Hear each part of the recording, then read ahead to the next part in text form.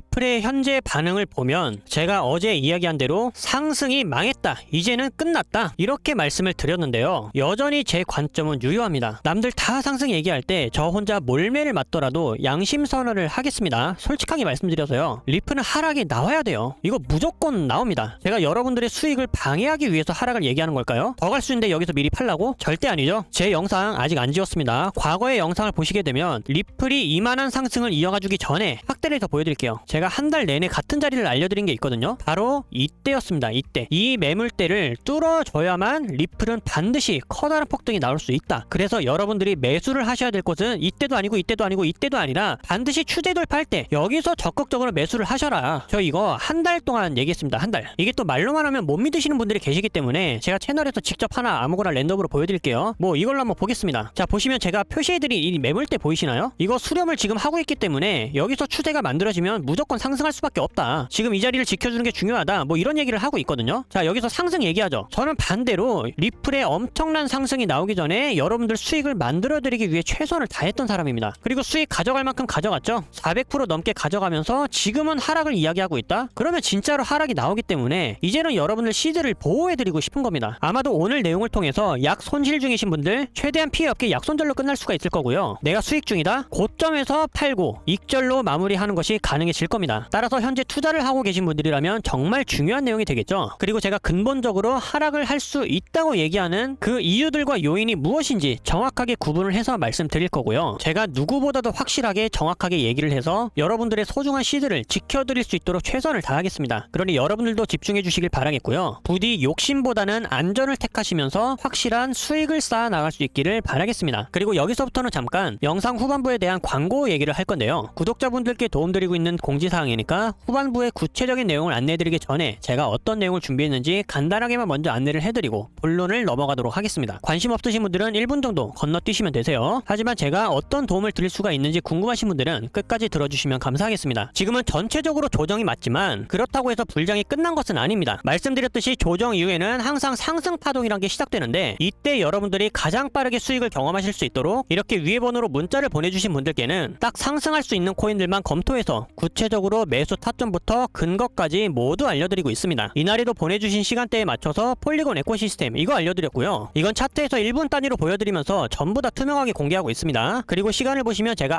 9시 17분에 보내드렸죠. 차트에서는 여기입니다. 여기. 그리고 이때 저는 매수세를 활용한 단타가 가능하다고 했고 알려드린 자리에서 매수가가 체결되면서 한 번에 손절 터치 없이 정확하게 목표가를 딱 찍고 수익을 챙기고 나오는 모습 직관적으로 확인이 되실 겁니다. 이게 불장이라고 해서 또 아무거나 오르는 건 아니기 때문에 기준이 없다면 상승할 코인을 고르기가 힘들 거예요. 지금은 뭐 조정도 있겠다, 변동성도 있겠다, 난이도가 굉장히 높아진 시장이죠. 그래서 우선은 가장 편하고 빠르게 수익을 먼저 체험할 수 있도록 이렇게 문자를 보내드리고 있으니까요. 이런 방법도 적극적으로 활용하신다면 수익을 만들어 가시는 데 큰 도움이 되실 겁니다. 근데 제가 어떻게 이런 코인들을 골라낼 수가 있는 건지 혹시 그 방법이 궁금하지 않으신가요? 그래서 영상 후반부에 그 방법까지도 준비를 했습니다. 한국 트레이더들 중에서는 유일하게 저만 사용하고 있는 독보적인 매매 기법이 있는데요. 이에 대한 구체적인 안내사항은 후반부에 설명해 드리고 있으니까 이거는 기대를 하셔도 좋을 것 같아요. 그리고 아래 모든 건 구독자 여러분들께 모두 무료로 제공해 드리고 있으니 여러분들의 소중한 구독과 좋아요 딱 이 두 가지만 요청드리면서 이번 시간의 본론 바로 이어가도록 하겠습니다. 자, 현재 리플에 대해서 하고 싶은 얘기들이 정말 많습니다만 얽히고 설킨 내용들이 너무나도 많거든요. 글로벌 시장, 거시경제의 매크로도 봐야 되고요. 리플의 독자적인 호재, 이슈도 봐야 되고 커뮤니티의 반응도 봐야 됩니다. 그래서 무엇 하나 중요하지 않은 것이 없고 전부 다 연결고리를 갖고 있기 때문에 제가 머릿속에 그리고 있는 여러 가지 그림들을 설명해 드리기에는 너무 힘들어요. 하지만 최선을 다해서 하나씩 쉽게 정리를 해 드릴 테니까요. 현재 리플이 상승을 하지 못하고 있는 이유, 그것부터 하나씩 살펴보도록 하겠습니다. 자, 먼저 제가 하락한다고 해서 걱정하시는 분들 결론부터 말씀드리면요.